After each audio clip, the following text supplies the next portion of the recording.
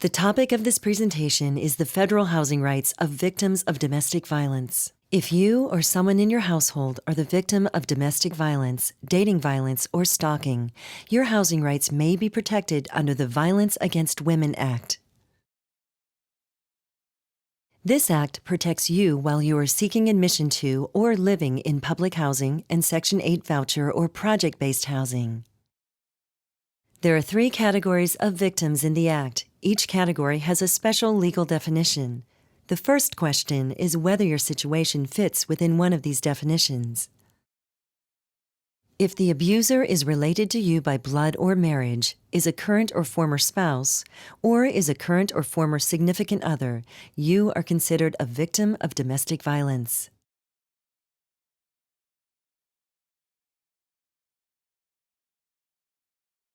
If your level of interaction with the abuser did not amount to a domestic relationship, you may be protected as a victim of dating violence.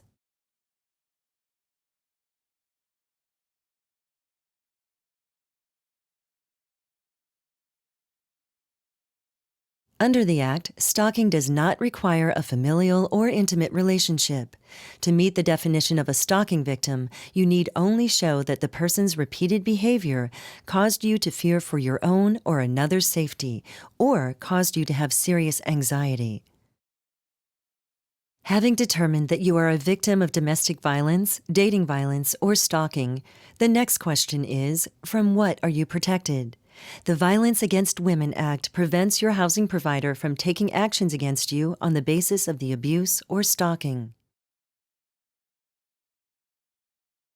If you are in the process of applying to public or Section 8 housing or assistance, your application cannot be denied on account of the abuse or stalking. The housing provider can base his denial of admission on factors other than your status as a victim. However, he cannot hold you to a higher standard than he would any other tenant seeking admission or assistance. If you are receiving assistance pursuant to the voucher program, your housing provider cannot stop giving you assistance simply because of the abuse or stalking. It also is prohibited from terminating your assistance due to some direct result of the abuse, such as loud noises or damage to the unit from a violent altercation. The Act prohibits the housing provider from evicting you because of the abuse or stalking. As in the case of termination of assistance, the housing provider is also prohibited from evicting you based on a direct result of the abuse, such as damage to the unit. Each incident of abuse is protected, and multiple incidents cannot be considered a repeated violation of the lease.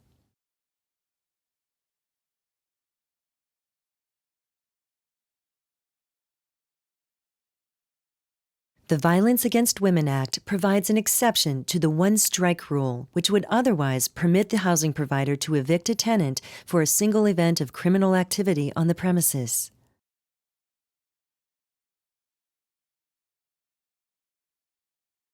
You do not have to continue living in a unit with the person who abused you, or one in which you feel a threat of future harm.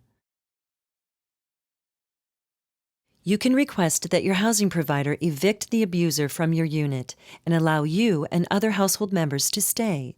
This is a process called lease bifurcation. The Violence Against Women Act authorizes the housing provider to do this, even if the abuser signed the lease and you did not.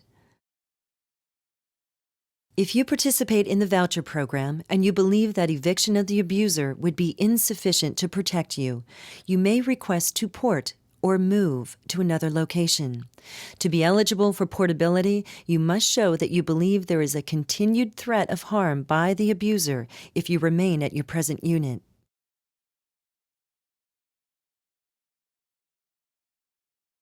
However, if you are not in good standing in the voucher program due to some factor other than the abuse or stalking, you are not eligible to port. If you are not in the voucher program, you may still ask your housing provider for a transfer. The law encourages transfers to other available units.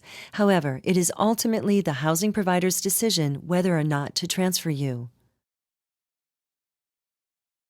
Even if you are a victim under the Act, there are certain situations where the housing provider can take a negative action against you or require you to take additional measures to remain in the unit.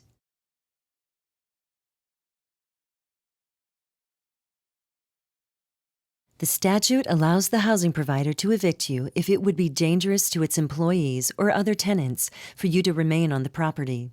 This is an extreme remedy that should be resorted to only after other attempts at protecting others on the property have failed. However, the housing provider may evict you under this exception if you refuse to separate from your abuser and there is a continuing threat of abuse and disruption on the premises.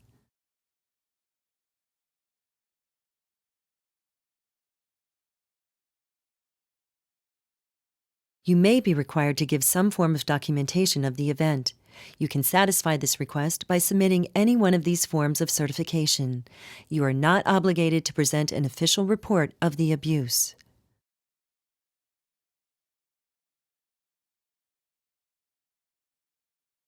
The housing provider is not required to ask you for any form of certification, but if it does, you must respond within 14 days. If you do not respond within that time, your assistance may be terminated and/or you may be evicted.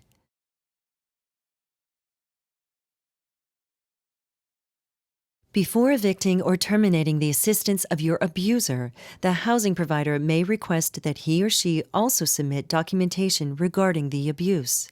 If you have conflicting stories, the housing provider may ask for a report from a third party to determine what truly occurred.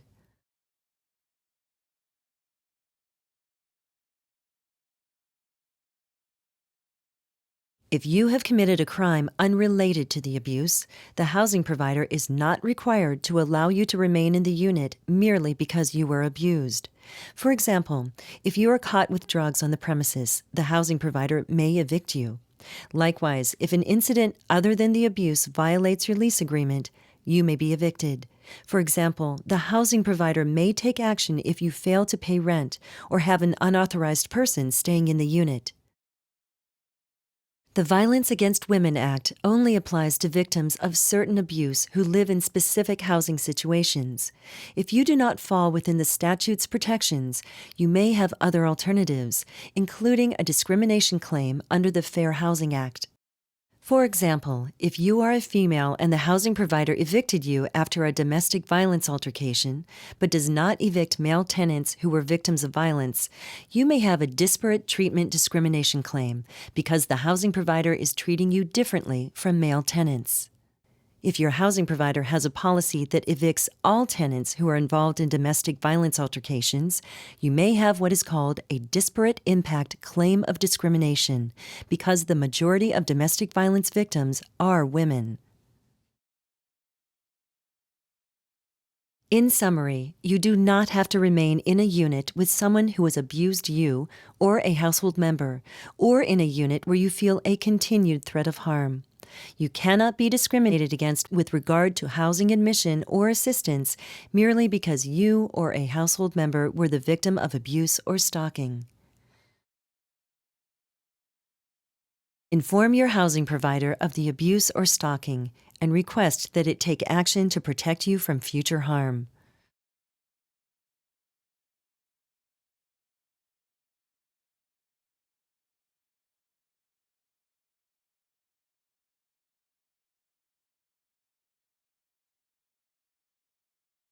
There are several organizations available to help you. You can visit these internet sites for more information on the rights of domestic violence survivors.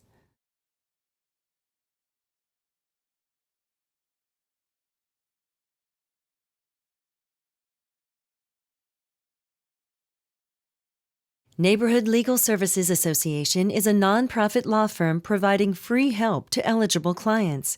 Please contact us if you want to apply for service.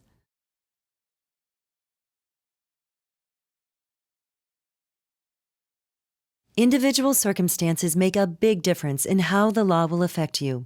This presentation gives general information, but you should consult a lawyer if you have a particular legal problem.